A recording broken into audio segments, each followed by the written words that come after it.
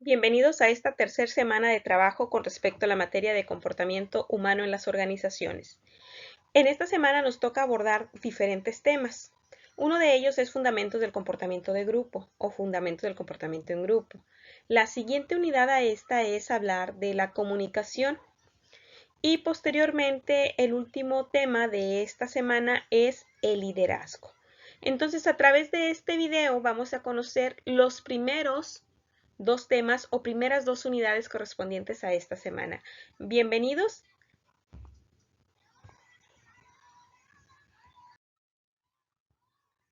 Entonces, iniciamos primero con saber qué es un grupo. Si vamos a hablar de fundamentos del comportamiento en grupo, tenemos que definir entonces primero qué es un grupo. Y un grupo lo conformamos dos o más personas que nos relacionamos, ¿sí?, para conseguir objetivos específicos. Dentro de nuestro trabajo tenemos grupos. Dentro del salón hay grupos. Dentro de los clubes sociales hay grupos. Son personas que se agrupan o se relacionan, son interdependientes, se necesitan unas de otras y generalmente van persiguiendo objetivos específicos. Dentro de los grupos que se mantienen en las organizaciones van a surgir diferentes tipos de grupos, ¿sí? Van a existir los formales y van a existir los informales. De hecho, si estamos hablando en el contexto organizacional, sabemos que existen los grupos de trabajo. Estos grupos de trabajo no son a nuestra voluntad o no fuimos integrados a si me caía bien o si me caía mal. Va a depender de otros factores, como el área de recursos humanos. Si existe una vacante dentro de recursos humanos, nosotros como departamento no vamos a elegir a nuestro amigo. Recursos humanos debe de ser en esta forma, trabajar de manera imparcial de acuerdo a las habilidades, las características, de acuerdo a los filtros de selección que están haciendo para contratar a la persona. Entonces vamos a definir grupos formales y grupos informales. ¿Qué es un grupo formal? Dijimos, dentro de las organizaciones. Un grupo formal es un grupo de trabajo que ya está designado ¿por qué? Por la misma estructura de la empresa. Dicho de otra manera, son los departamentos, las secciones, las áreas de la organización al cual nosotros llegamos cuando somos contratados o cual nos toca fungir actividades de acuerdo a esta selección previa. Un grupo informal es un grupo que no necesariamente nos lo está dando la misma estructura de la empresa, sino que nosotros como seres humanos nos vamos afiliando, ¿sí?, de acuerdo a las características de las personas. O sea, el grupo a lo mejor con el que almorzamos, pudiéramos hablar de un grupo informal. Aquel grupo con el que me sentí afín, compartimos gustos, o a lo mejor no me gusta que hablen tanto durante el almuerzo, entonces me voy integrando con un grupo más silencioso. Son grupos que surgen de manera voluntaria y que nosotros nos vamos integrando a ellos por afinidad a esos grupos. También dentro de estos grupos que pueden surgir está el grupo de mando. ¿Sí? El grupo de mando está compuesto por individuos que van a reportar a una persona en específico. Grupos de mando pueden reportar al gerente o el grupo que tiene el supervisor o el grupo que tiene un superintendente. Un grupo de tarea, ¿sí?, son aquellas personas que trabajan única y exclusivamente juntos para completar dicha tarea.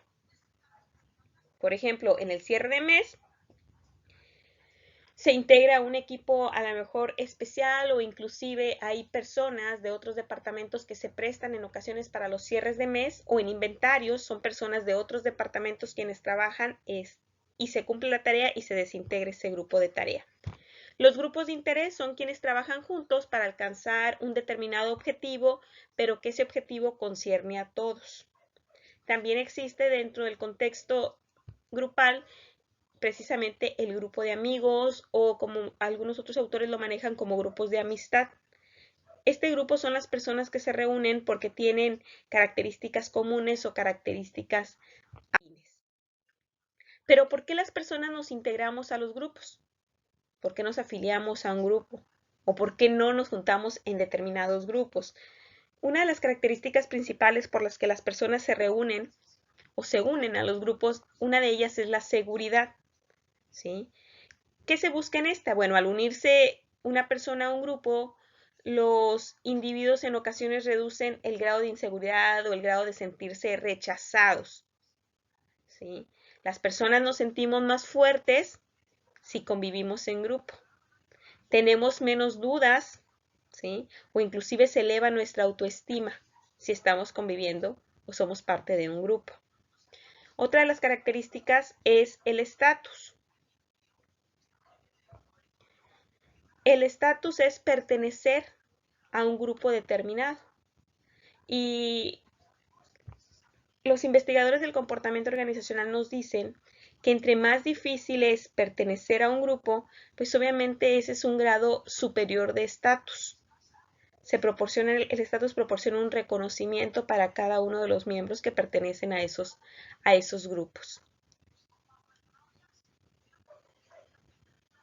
Y el tema de la afiliación, como les comentaba ahorita, si estamos batallando o si se pierde tiempo para afiliarse o son a una serie de requisitos para afiliarnos, nuestra autoestima se va a elevar cuando logramos pertenecer o cuando logramos entrar a esa membresía o a ese grupo.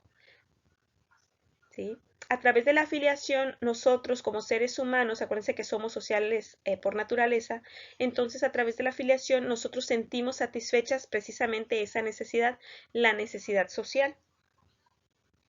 ¿Por qué? Porque generalmente disfrutamos, nos gusta interactuar con otra serie de personas, ¿sí? Para muchas personas, estas interacciones que tienen dentro del horario o jornada de trabajo, pues es una fuente de motivación o de satisfacción para ir a laborar. A veces no me gusta tanto mi trabajo, pero ¡ala! ¡Qué bien me llevo con mi grupo! O ¡ay! Cuentan un chiste y se me olvida todas las preocupaciones que estoy teniendo en ese momento. Entonces, ese también es un grado por el cual puede ser una motivación de que el trabajador siga perteneciendo a esa organización o siga cumpliendo los objetivos dentro de la organización. Otra de las razones por las cuales nos afiliamos o nos unimos a grupos es por el poder, ¿sí? El poder que podemos alcanzar no es lo mismo la serie de actividades que podemos desarrollar de manera individual, porque es más esfuerzo, más desgaste, a trabajar en grupos. En una serie de grupos se van a repartir las actividades, ¿sí? Entonces es importante el poder, lo que no se puede alcanzar individualmente. A lo mejor para yo hacer alguna actividad me va a llevar una semana, 2 semanas de trabajo, pero en cambio si me integro a un grupo, entre todos podemos sacar esa actividad en un menor tiempo posible. Y por último es logro, ¿sí? Este tema de logro o motivo de logro es el logro de metas. En ocasiones no sabemos hacia dónde vamos o perdemos la brújula de nuestro camino y al momento de integrarnos dentro de un grupo, el mismo grupo te va a llevar, ¿sí? Te va a jalar para que realices las actividades, para que cumplas con tus tareas específicas, ¿sí? Pero es importante, para lograr esta parte del logro, es importante que los grupos previamente sean debidamente seleccionados o debidamente sí, seleccionadas, analizadas las personas para que estas personas tengan realmente el talento, los conocimientos necesarios para fungir en las actividades en las cuales se les está poniendo a realizar. ¿Sí? Tienen que validar todo esto. Decíamos, en la parte de recursos humanos, ustedes ya la llevaron el tetra anterior. Entonces es importantísimo en el reclutamiento y la selección validar habilidades, talentos, conocimientos, experiencias. ¿Sí? Sigamos entonces. Y como todo grupo, o más bien como todo en la vida, un grupo también tiene que atravesar diferentes etapas. ¿Sí? La primera etapa que se genera en un grupo es la etapa de formación. ¿Qué es la etapa de formación? También se le conoce como etapa de incertidumbre. En esta etapa se caracteriza precisamente por eso, porque surge la incertidumbre. Ustedes el primer día de escuela o en su primer día de trabajo recordarán, van con muchas ilusiones, con muchas expectativas.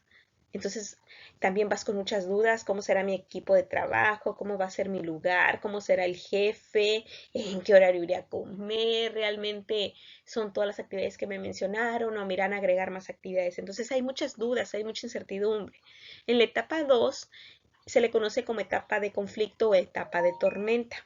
Esta etapa se caracteriza precisamente por los conflictos internos que puedan ir surgiendo, porque no nos conocemos, apenas estamos conociendo cómo trabajamos, cómo reacciona, si tiene habilidades o si habla más de lo que está haciendo. Entonces aquí surgen conflictos intergrupales. La etapa número 3 es la etapa de regulación o etapa de normalización, ¿sí? Esta etapa se va a caracterizar principalmente porque ya están las reglas, ¿sí? O ya existe todo sobre la mesa. Ya sabes qué sí se puede hacer en ese grupo, qué no se puede hacer, ya hay una relación más estrecha o ya hay una mejor comunicación y entonces ya se está integrando una cohesión de grupo. En la etapa 4 viene o se conoce como la etapa de desempeño o etapa de productividad. ¿Qué quiere decir en esta etapa? Bueno, en esta las personas ya saben lo que tienen que hacer, ya conocen las normas, ya conocen a su equipo de trabajo, entonces desempeñan a cabalidad sus funciones, son productivas en esta etapa. Posteriormente viene la etapa número 5, que es la etapa de disolución, desintegración y algunos otros autores de libros de comportamiento nos marcan esta etapa también como etapa de movimiento. Es la última etapa de los grupos, pero principalmente de los grupos temporales. Hay grupos de trabajo que surgen de manera temporal, a manera de proyecto, o inclusive ahorita la pudiéramos ejemplificar esta etapa con ustedes a nivel universidad. Son un grupo que está de manera temporal en la universidad. Dicho de otra manera, cuando lleguen a noveno o cuando hagan su curso de titulación va a surgir esta quinta etapa, ¿sí? Etapa que se genera o se caracteriza por la conclusión de las actividades. Terminaron de estudiar, se desintegra ese grupo. Terminaron de hacer ese proyecto para el cual estaban unidos como empresa y se desintegra ese equipo o ese grupo, mejor dicho. Muy bien, seguimos. El comportamiento del grupo de trabajo. ¿Cómo es el comportamiento del grupo de trabajo? El comportamiento del grupo de trabajo va a incluir incluye variables, mejor dicho, como la habilidad que tienen los miembros que pertenecen a ese equipo, el tamaño o estructura del grupo, los conflictos o niveles de conflictos, cómo van ascendiendo esos conflictos, las presiones que existen al interior de los equipos de trabajo, las normas que ya están definidas dentro de ese equipo de trabajo. Entonces lo podemos ver de manera ejemplificada a través de este diagramita que ustedes pueden estar visualizando. ¿Sí? Las condiciones externas impuestas sobre el grupo.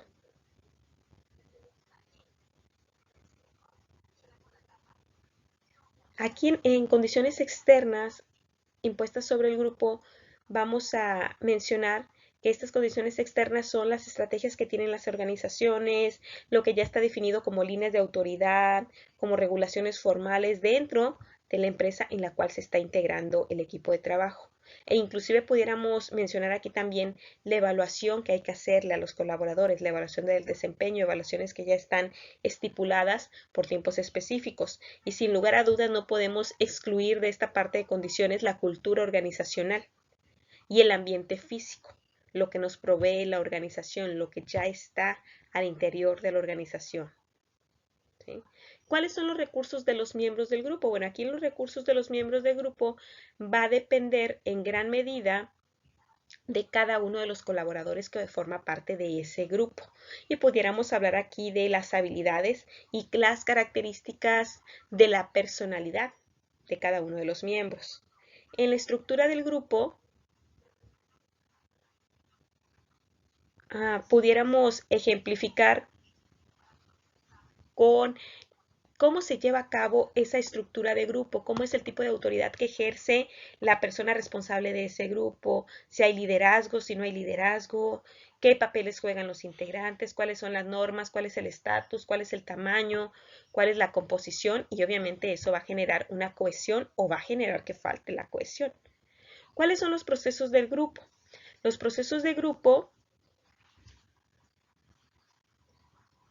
acuérdense que aquí va a variar también mucho de acuerdo a las características de las personas, o si hay liderazgo o no hay liderazgo dentro de esos equipos, o si el liderazgo es un liderazgo negativo, entonces no se van a alcanzar los resultados de manera positiva. ¿Cuáles son las tareas de grupo? Las tareas de grupo es el desempeño que están teniendo las personas en cada una de sus comisiones o actividades y la satisfacción que se está generando por cada una de esas actividades. Entonces, si recordamos la motivación, entre más retadora sea la actividad o entre más diferente es esa actividad, me va a generar a mí una mayor satisfacción si la complejidad va creciendo en cuanto a lo que yo estoy realizando, ¿sí? Dentro de este comportamiento grupal también es importante la toma de decisiones. La toma de decisiones grupal en ocasiones es un tanto compleja, ¿sí? Porque en ocasiones se toma una decisión y no todos van a estar totalmente de acuerdo, pero es importante tomar en cuenta al grupo de trabajo y que se puedan externar los comentarios de los integrantes del grupo. Si realmente se atienden estos puntos o estas características, se va a lograr un desempeño óptimo de este grupo de trabajo y una satisfacción no solo de manera individual, sino de manera organizacional. Ahora, hay condiciones externas, lo que hablábamos ahorita, hay condiciones externas que se le imponen a los grupos y les citaba yo las estrategias, la estrategia organizacional, ¿sí? La estrategia de autoridad, reglamentos, recursos, los mismos procesos de selección, los mismos sistemas de paga o recompensas que ya existen, la cultura y el ambiente físico. Eso es lo mismo que ya les expliqué ahorita a través del diagramita, los recursos de los miembros de un grupo, las habilidades, características de la personalidad, la estructura del grupo. Sí, acuérdense que los grupos no son turbas desorganizadas, tienen que haber una estructura que va a moldear la conducta. ¿Okay? Y aquí dentro de esta estructura de grupo está el liderazgo formal, obviamente el que impone los reglamentos, los papeles, los roles, las normas, el estatus, el tamaño y la composición. ¿Sí? Liderazgo formal, les decía, lo que ya establece la misma jerarquía. El papel, y si se fijan, dice papeles o roles. Los papeles o roles es el conjunto de patrones de comportamiento que se espera que tengan las personas que están trabajando en ese círculo o dentro de ese contexto.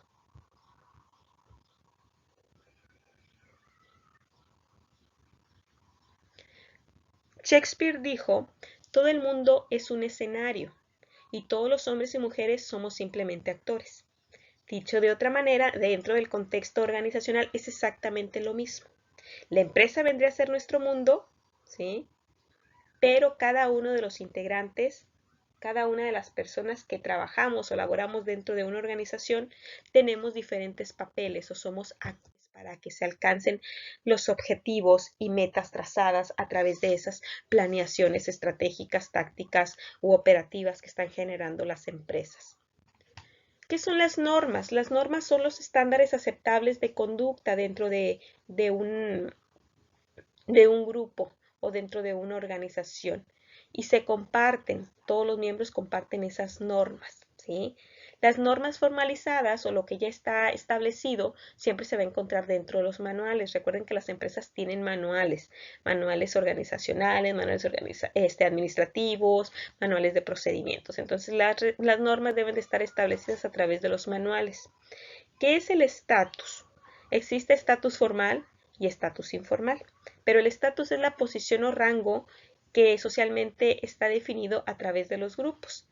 El estatus formal e informal, por ejemplo, el estatus formal se va a dar por la misma estructura, pero el estatus informal se va a otorgar de acuerdo a las características de la persona, las habilidades o al tiempo que ha estado dentro de la organización. Entonces el estatus informal lo va a conferir el mismo equipo de trabajo o inclusive otros equipos de trabajo nos van a dar estatus. Por ejemplo, si somos personas responsables comprometidas, pues vamos a tener un estatus bueno o satisfactorio dentro del equipo y los demás equipos de trabajo. ¿Qué es el tamaño?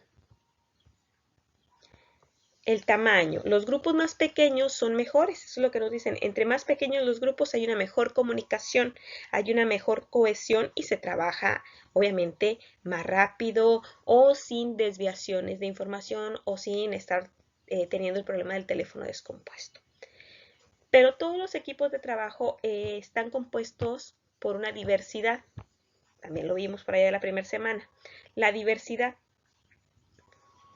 La diversidad es la demografía que va a componer a nuestro equipo de trabajo. Podemos hablar de diferentes edades, diferentes conocimientos, diferentes formaciones académicas, lo que vendría a ser el diferente nivel educativo, ¿sí? Dentro del tamaño, antes de que se me olvide comentarles, dentro del tamaño de los grupos, en ocasiones grupos muy amplios o grupos muy extensos vienen a generar una consecuencia negativa, como lo viene a ser el problema de la holgazanería social. Y eso nos pasa también dentro del contexto escolar. Por ejemplo, ustedes cuando hacen equipos de exposición, si son 5 o 6 personas, va a haber una o dos que se confían del resto de los integrantes. Ay, no, si fulanito lo puede hacer. Ay, no, que sutanito lleve tal cosa. Entonces confiamos de más y hay personas que no van a rendir lo mismo que todos. Entonces la holgazanería social es una tendencia que tienen los individuos a realizar menor esfuerzo cuando se trabaja, obviamente, en grupos colectivos amplios. Procesos de grupo. En esta parte de procesos de grupo se pueden crear una conducción mayor que la suma de los insumos. Los grupos se pueden crear para una producción mayor. Y en estos procesos de grupo surge la sinergia. A lo mejor hemos escuchado hablar de la palabra sinergia, a lo mejor más en el contexto político. Pero la sinergia es un término utilizado también en la biología que se refiere a la acción de dos o más sustancias que da como resultado un efecto diferente a esas dos sustancias, ¿sí? Entonces, para comprender un poquito mejor el término en comportamiento humano, nos dice que la sinergia es la creación de un todo que es mayor que la suma de sus partes. ¿Qué quiere decir? Que necesitamos que las personas en el equipo o en el grupo de trabajo se comprometan, entreguen resultados, trabajen unidos, ¿sí? Esforzados, motivados, armoniosos para que se obtenga lo que se espera como objetivos o como metas. También en esta parte de procesos de grupo surge el defecto de la facilitación social. Los equipos de trabajo también vienen a ser facilitadores. Los grupos de trabajo, al momento que está llegando alguien nuevo a nuestra organización, también vienen siendo facilitadores porque enseñan al colaborador que está llegando, le explican, ¿sí? En este caso, el efecto de facilitación social se refiere a la tendencia para que mejoren las condiciones en las que se están laborando. En ocasiones también van a ser de manera negativa o van a ser para que empeoren, pero al final del día lo que le interesa a las organizaciones es que se genere un efecto positivo, ¿sí? Que las personas desempeñen mejor una tarea en presencia de otras. Aquí es muy importante entender este concepto porque, por ejemplo, el efecto de facilitación social, no todos reaccionamos de la misma manera. En ocasiones, sentir nosotros que tenemos a una persona al lado que nos está observando, sentir una persona que nos está observando a veces nos ataranta, como yo a veces yo les digo, a veces nos atonta. Entonces, tenerla aquí al lado me cicla. A lo mejor si yo soy un capturista de datos, tener aquí al jefe y yo empezar a capturar datos, entonces ya perdí los números, ya no sé dónde están situados en el teclado. Entonces es parte importante también saber con qué tipo de personas estamos trabajando. En ocasiones, no, yo puedo tener ahí a la persona con un poste y a mí ni me incomoda, yo sigo trabajando de manera normal, pero algunas otras personas no es el mismo efecto. Muy bien, seguimos. Entonces hace rato hablábamos de la palabra sinergia, también hablábamos de la palabra cohesión. La cohesión es la fuerza que se va a generar entre los miembros para querer seguir dentro de ese grupo y generar compromiso dentro de esos grupos de trabajo. ¿Sí? Aquí la cohesión se refiere a mantener unido a todos los integrantes del grupo, donde para que se mantenga unido es necesario que se ejerza una correcta o eficaz comunicación, que se compartan intereses y que las necesidades sean homogéneas, que sean similares, que sean muy afines, que existan necesidades interpersonales también de afecto, de inclusión sobre todo, pero dentro de los equipos de trabajo, dentro de los grupos de trabajo también es importante el tema del control. No se puede descuidar el tema de control.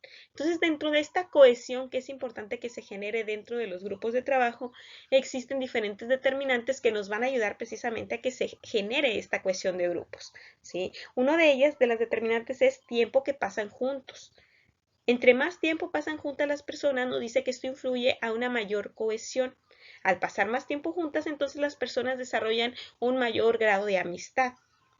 Empiezan entonces a inclusive a no necesariamente expresar de manera verbal, a veces ya se entienden hasta por las miradas, o ya hay un gesto y ya entiendes ese gesto porque ya hay un tema de camaradería dentro del mismo equipo de trabajo, ¿sí? También otra determinante es la severidad de la iniciación. Mientras más difícil está ingresar a ese grupo, pues se va a generar una mayor cohesión porque tuve complicaciones para entrar o realmente me tuve que esforzar para que me aceptaran y qué bueno, ahora yo soy parte de ellos, entonces ya va a haber un mayor compromiso, una mayor cohesión. El tamaño del grupo. Si la cohesión del grupo tiende a aumentar con el tiempo que los miembros pueden pasar juntos, entonces va a parecer lógico que se va a disminuir esta si el tiempo se está reduciendo. Algunos autores de comportamiento organizacional nos dicen que el sexo sí determina el grado de cohesión.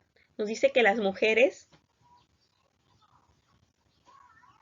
tenemos mayor cohesión que los hombres. Sí, eso es lo que demuestran algunos estudios, que las mujeres logran una mayor cohesión. ¿Sí?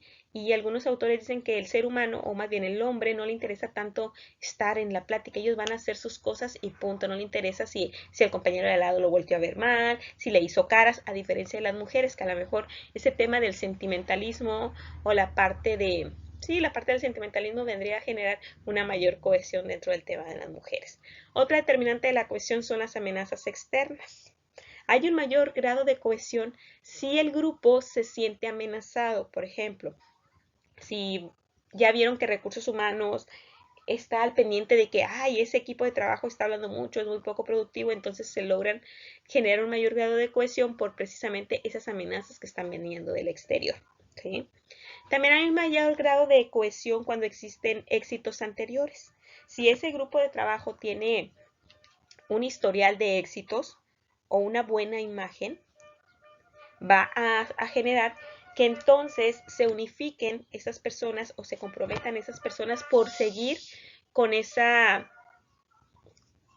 con esos comentarios o con esa imagen de grupo al exterior de dicho departamento. ¿Sí? Las empresas con éxito entonces encuentran que es más fácil atraer y contratar a nuevos colaboradores que las empresas que no lo tienen. ¿Sí? Aquellas empresas que tienen una buena marca o un buen posicionamiento de marca son empresas también que generan mayor cohesión dentro de su contexto laboral o dentro de su plantilla.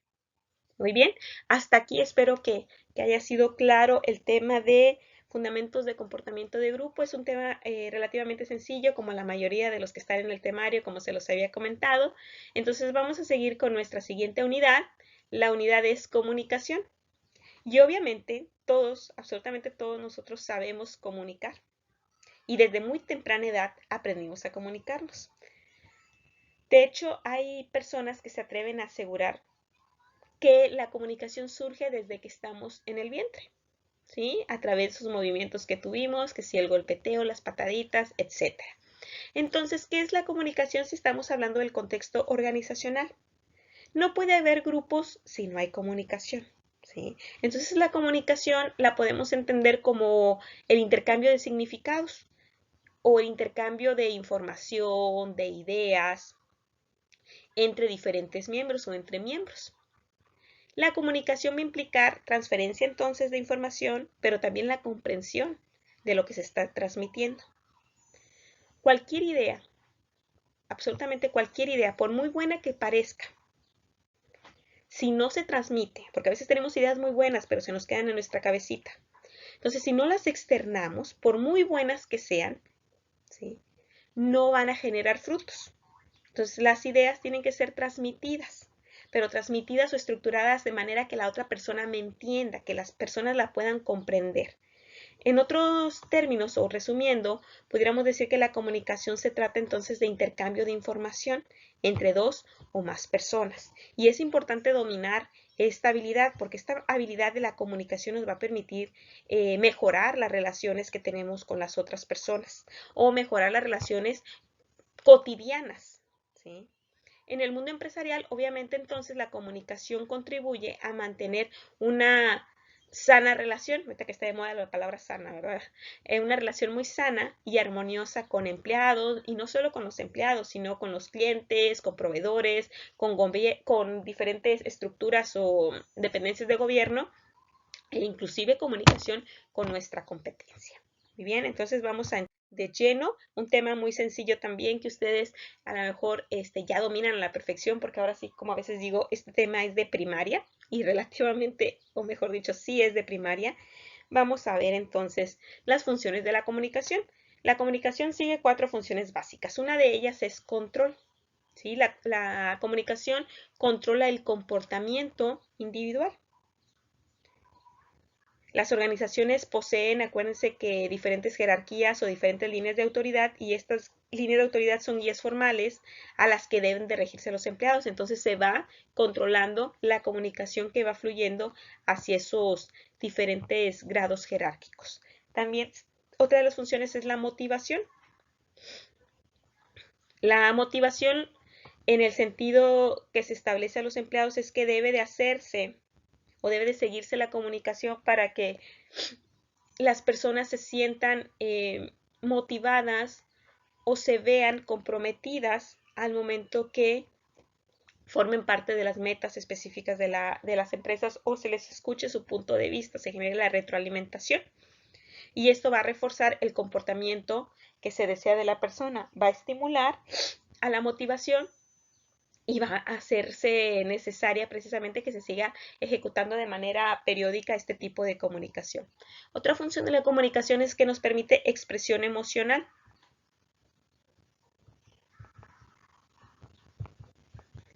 Esta expresión emocional es dentro de los equipos de trabajo. En ocasiones algo no nos sale bien o estoy estresada porque ya viene el cierre de mes o el inventario. Entonces la expresión o la comunicación viene a fungir como expresión emocional. Permite que las personas, los integrantes de esos grupos de trabajo, muestren sus frustraciones o den a conocer sus sentimientos, o inclusive si están muy contentos o si están satisfechos, pues también lo expresen. O sea, se exprese de manera positiva o de manera negativa sus emociones. Y también otra de las funciones de la comunicación es información. La comunicación nos brinda información a los grupos de trabajo, información para tomar decisiones, ¿ok? Y esta información que se transmite viene a ser datos reales, datos concisos que nos van a permitir evaluar mejores alternativas o mejores decisiones para las organizaciones. Proceso de comunicación. ¿Qué es el proceso de comunicación? Son la serie de pasos que existen entre una fuente y un receptor para que se transfiera precisamente la información. Entonces tiene 7 elementos básicos el proceso de la comunicación. Uno de ellos es el emisor. El emisor es la persona que va a transmitir los mensajes, las ideas, los pensamientos, ¿sí? Después viene la codificación. ¿Quién la realiza? El emisor utiliza o realiza esta parte de la codificación. Ustedes pueden ver aquí el esquema del proceso de comunicación. La codificación se inicia el mensaje cuando precisamente la fuente o el emisor codifica su pensamiento, ¿sí? Empieza a pensar qué es lo que voy a decir y a estructurar antes de hablar. Hay personas que en ocasiones nos están diciendo algo y tú te quedas así con cara de ¿qué? A ver, ¿me lo puede repetir? Porque a veces, como a veces digo yo, vomitan la información y no la han pensado antes. Y entonces no está clara lo que se quiere o no está claro lo que se quiere decir, ¿sí? Por eso es importante que en esta parte de la codificación entran varias condiciones. La habilidad que tiene el emisor, la actitud, los conocimientos que tiene también son importantes y su sistema sociocultural. El elemento 3, que es el elemento de mensaje, se refiere al producto concreto que tiene real, o en este caso, permítanme. Mensaje entonces se refiere al producto concreto de información que se debe de transmitir o lo que se quiere transmitir. Entonces, el mensaje es todo aquello que se comunica, ya sea tanto por medio del habla o en ocasiones por medio de la escritura, las gesticulaciones, por expresiones artísticas. También podemos hablar de este tema, como lo pudiera ser alguna pintura, alguna escultura, entre otras serie de expresiones artísticas. El elemento 4 es el canal. El canal es el medio a través del cual vamos a transmitir el mensaje, ¿sí? Y este es elegido ¿por quién? Por el emisor, por la fuente, quien va a determinar si es un canal formal o un canal informal por el cual se transfiere el mensaje. El elemento 5 es la decodificación, y esto es la traducción que se hace del mensaje que transmitió la fuente. Tanto la fuente como el receptor deben tener la suficiente capacidad para razonar y deben de tener habilidades, lo que les decía hace rato, habilidades, actitudes, conocimientos y experiencia cultural. Por último, el receptor. El receptor es la persona que recibe el mensaje, ¿sí? Y va decodificando en su cabecita o va intentando entender la información que se le transmitió. Algunos autores ya no tan recientes manejaban estos 6 elementos, pero el proceso de comunicación no va a tener éxito si no se realiza un séptimo elemento, que es el feedback o elemento de retroalimentación. Este paso es importantísimo para cerciorarnos que el mensaje fue recibido de la información, o más bien fue interpretado de acuerdo a la información que yo quería transmitir como emisor. Entonces, aquí hay que hacer el feedback para confirmar que no existan malos entendidos en la información que se transmitió en su momento. ¿Okay? A lo largo de los procesos también de comunicación existen fuentes de distorsión de la comunicación. ¿Sí? En este caso explican por qué el mensaje es decodificado por la persona de manera diferente a lo que quería dar a conocer el emisor.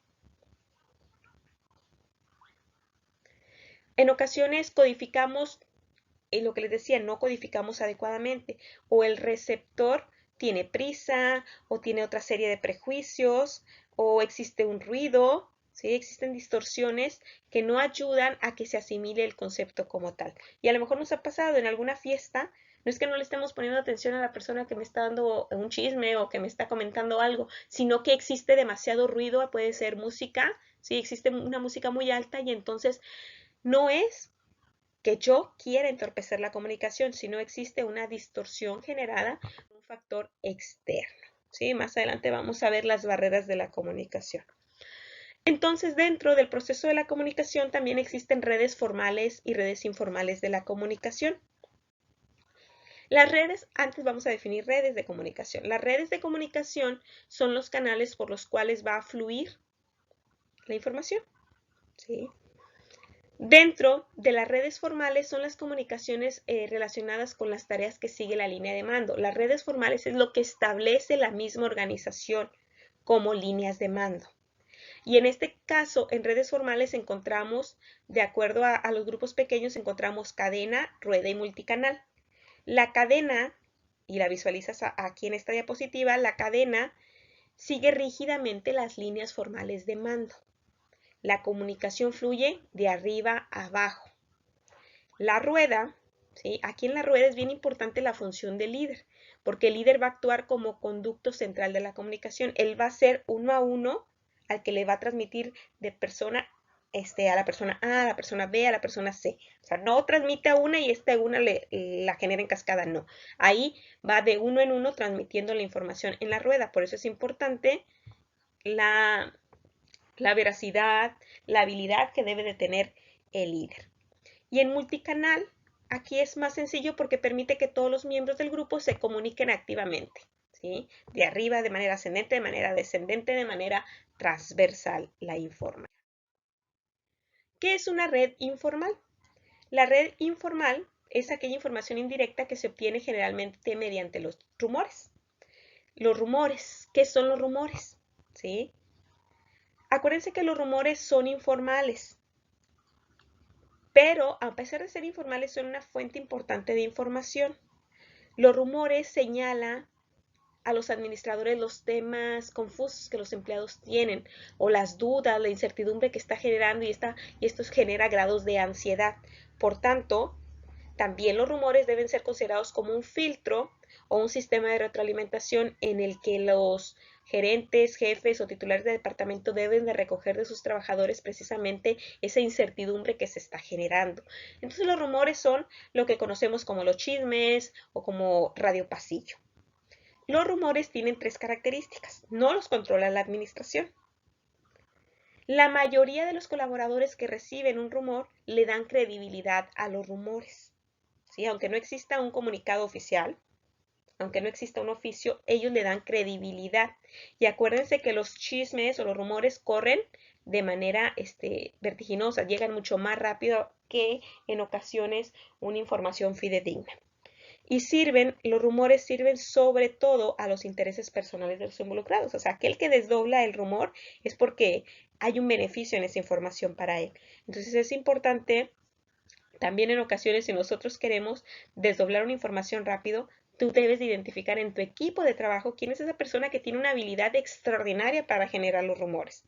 ¿Sí? También es una gran habilidad. Entonces, hacer uso de esas personitas, que a veces decimos los chismosos del equipo, bueno, hacer uso de esas personitas, si tú quieres que esa información llegue a todos los rincones de tu empresa, haz uso de esas personitas. O sea, hay que aprender a utilizar de manera positiva lo que para algunos otros pudiera ser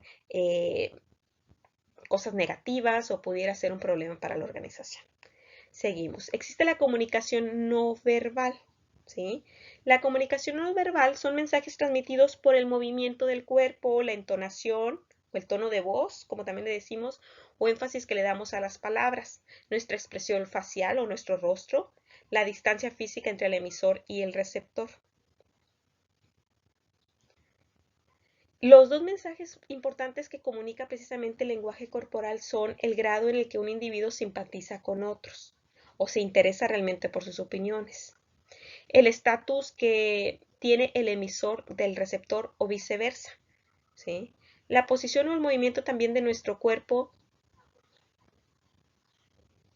nos dice que no existe universalmente un reconocimiento de esta posición o del cuerpo, pero se enlaza al lenguaje hablado. Por ejemplo, si nosotros estamos de manos cruzadas y el jefe nos está dando una instrucción, ¿qué va a significar para el jefe que nosotros estemos de brazos cruzados? O sea, que estamos negados a la instrucción que me está dando, que estoy fastidiado. O en ocasiones si estás moviendo constantemente los pies y estás viendo tu reloj, ¿qué significa? Que ya quiero que se calle la otra persona porque tengo prisa.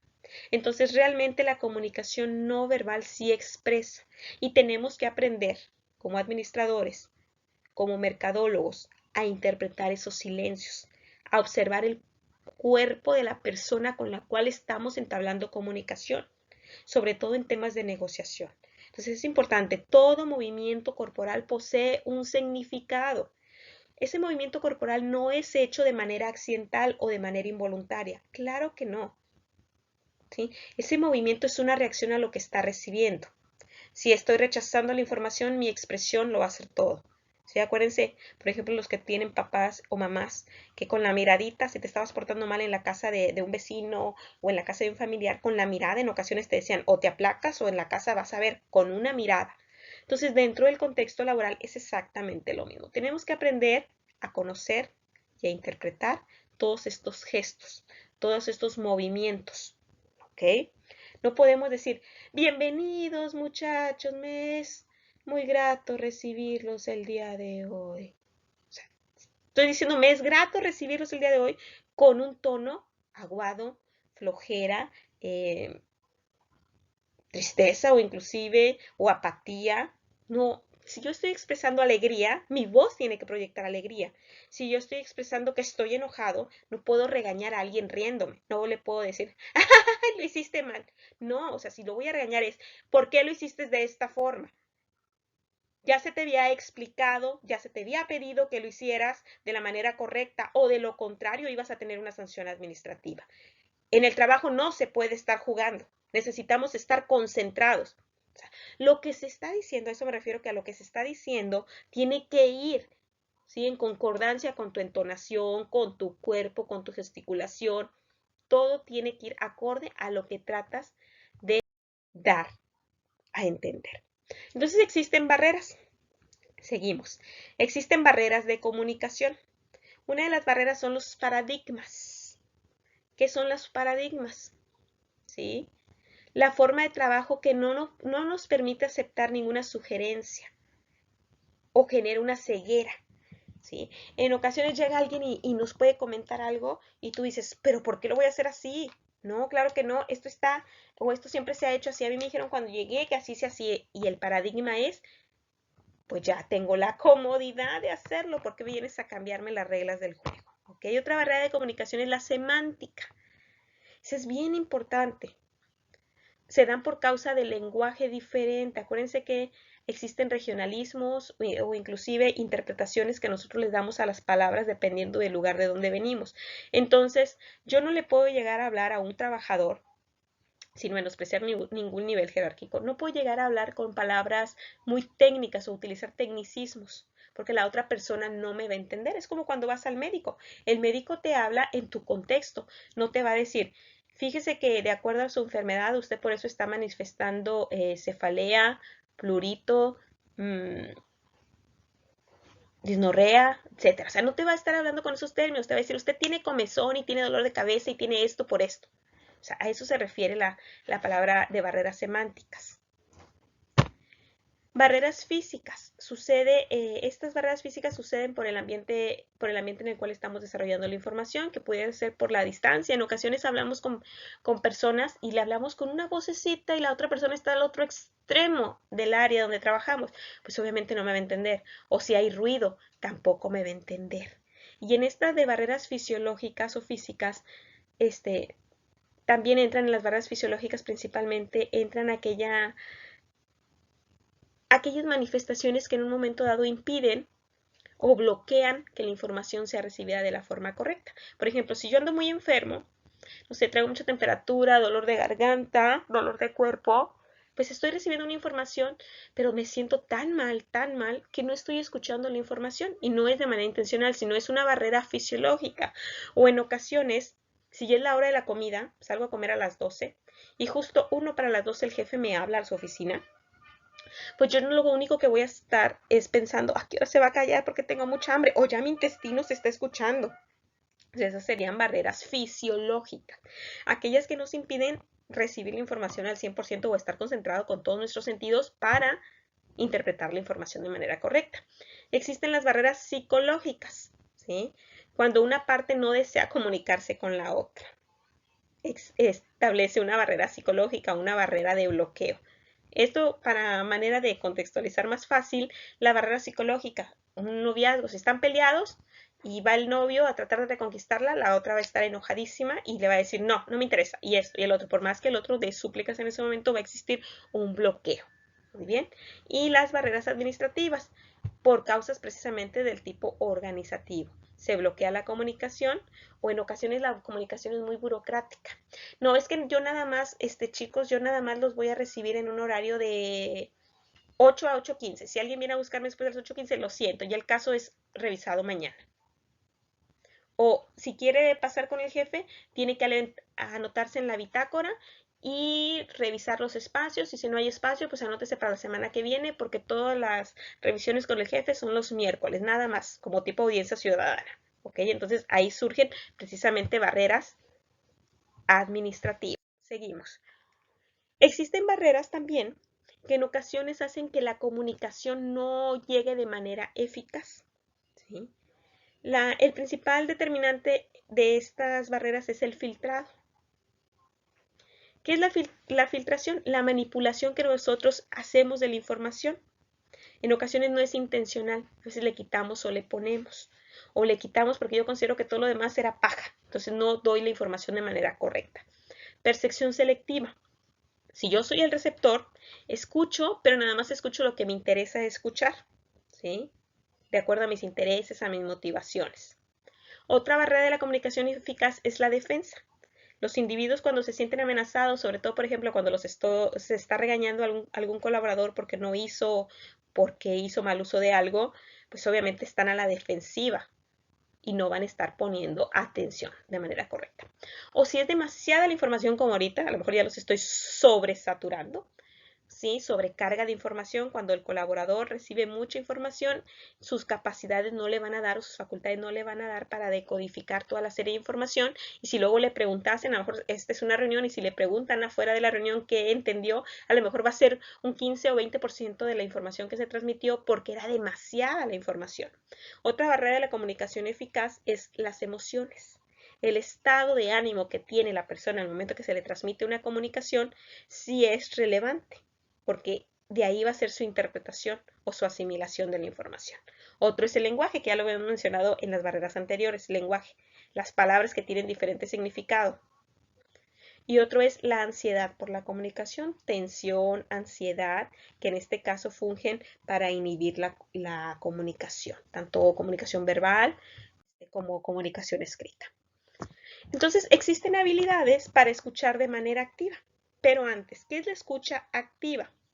La escucha activa es una de las principales soluciones que debemos de tener para resolver conflictos. Es un aspecto importantísimo de la comunicación que todo gerente o titular de área debe de implementar y debe de estar mejorando constantemente la escucha activa. ¿Sí? La escucha activa funciona en dos niveles. En uno nos ayuda a los emisores a transmitir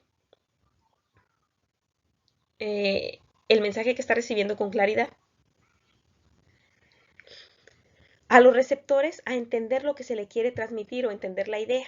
¿Sí? Los buenos escuchas no solo ponen atención a lo que la otra persona le está indicando, sino también, les decía hace rato, al entorno, a lo que está pasando, a las gesticulaciones, al movimiento corporal, a las emociones, a los sentimientos. Se preocupa por las otras personas. Entonces existen, les decía ahorita, habilidades para escuchar de manera activa. Una de ellas es dejar de hablar para escuchar a la otra parte. En ocasiones hacemos monólogos en las reuniones y no se trata de eso, se trata de dar tiempo a todas las partes. Crear una atmósfera relajada para que la persona se sienta confiada, para que pueda externar sus ideas, para que se atreva a hablar. Mostrar el deseo de escuchar. O sea, nada de que le digo, a ver, tu punto de vista, y luego yo me pongo en el celular. No sé, aparte de que le estás pidiendo su punto de vista, debes de mostrarle atención a lo que la persona está diciendo. Por lo tanto, es importante en este tipo de comunicaciones y en cualquier comunicación evitar distractores. No usar teléfono, no estar contestando en ese momento correos electrónicos, o inclusive hay que cerrar la puerta para escuchar correctamente. Compartir una experiencia similar. Si es algo muy complejo, un regaño, puedes citar experiencias pasadas también para romper el hielo. Hay que tener paciencia, hay que dedicarle tiempo a la otra persona, hay que dedicar tiempo para escuchar. Hay que controlar el temperamento. Por muy molesto, muy enojado que yo esté, tengo que tratar a la otra persona, ¿sí? No lo puedo tratar como un parásito, tengo que tratarlo como un ser humano, porque al final del día esas palabras lo pueden dañar. Hay que guardar tranquilidad ante discusiones y críticas. Hay que hacer preguntas cuando la otra persona haya dejado de hablar. No nada más se trata de hablar yo y fin, ya que les vaya bien, sigamos a laborar o váyanse todos a trabajar. No, hay que hacer preguntas cuando la otra persona también hable. Para al final del día, toda esta información es importante y es vital dentro de la comunicación. ¿Okay? Y por último, este subtemita no venía en el temario, pero es importante, la nueva forma de comunicar. No únicamente se comunica de manera formal a través de la forma oral o a través de un oficio o a través de un memo. En la actualidad hay nuevas formas de comunicación y ahorita las estamos viviendo. En este tiempo las estamos viviendo, las estamos explotando más que nunca, ¿sí? Las nuevas formas de comunicación involucran el Internet. Una de ellas que ya surgió hace algunos años y se sigue utilizando es el correo electrónico. Ya no se generan tantos memos, ya no hay tanto gasto de papel, ya no hay tantas levantadas de teléfono. Se envía un correo, ese correo puede ser a proveedores, clientes, clientes potenciales o inclusive a otros intereses externos. Pero viene también el intranet y el extranet. El intranet son todas las redes privadas de información que tienen las mismas organizaciones entre ellos para comunicarse los mismos colaboradores, pero dentro del contexto empresa. ¿Sí? La extranet no, la extranet nos ayuda a conectar con colaboradores externos, o más bien con colaboradores tanto internos como con agentes externos como proveedores, clientes, socios estratégicos. Muy bien, eso vendría a ser. La videoconferencia es una extensión del intranet o extranet, todo depende. Esas videoconferencias, por ejemplo, las que nosotros estamos llevando ahorita los sábados, que pudiéramos hablar del Zoom y de otras plataformas que ya se empiezan a implementar, como Meet, ¿sí? Como Facebook también ya está manejando las videoconferencias, que van a permitir a los empleados de una organización sostener juntas, aunque no estén en el mismo espacio físico en ese momento. Existen las videoconferencias que viniéramos a citar ahorita que estas videoconferencias pues vienen precisamente a reforzar todo este tema de la pandemia que estamos viviendo. Existe la computación colaborativa. Se trata del uso compartido de software o hardware que se utiliza dentro de las organizaciones. O sea, trabajamos desde casa alimentando el sistema que se utiliza para alguna serie de reportes, por ejemplo. El teletrabajo. Si este sistema hace posible que los colaboradores de una organización puedan realizar trabajos desde su casa, lo que ahorita están haciendo algunos de nuestros compañeros, trabajo desde casa. Y las redes sociales, este es el que ha cobrado más fuerza, ¿sí? Las redes sociales ha innovado, ¿sí? Es un sistema de comunicación eficaz, muy rápido y ya tiene también algún tiempo que se había implementado dentro de los contextos laborales a través de Twitter, a través de Facebook, decíamos, pero principalmente a través del WhatsApp. Entonces las redes sociales también son un importante mecanismo de comunicación y en la actualidad hay que hacer uso de todos los mecanismos de comunicación que podamos tener. No podemos quedarnos en el pasado, no podemos estar generando resistencia al cambio. Tenemos que estarnos adaptando a las tecnologías si queremos seguir vigentes para no ser obsoletos en el mercado laboral.